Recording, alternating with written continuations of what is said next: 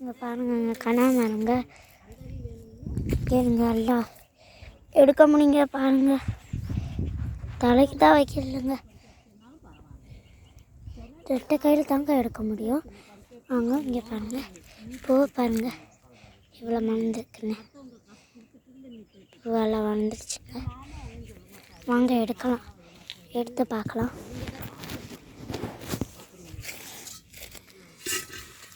செத்தியில் தான் எடுக்க போகிறாங்க.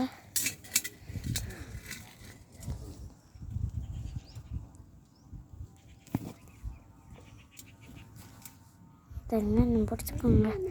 ஒத்த கையில் இருக்கணும்னா அப்படியே நிற்கிறேன். இங்கே பாருங்கள், இங்கே பாருங்கள் பூ எடுத்தாச்சு. சரி இப்போ இன்னொரு பூ எடுக்கலாமாங்க.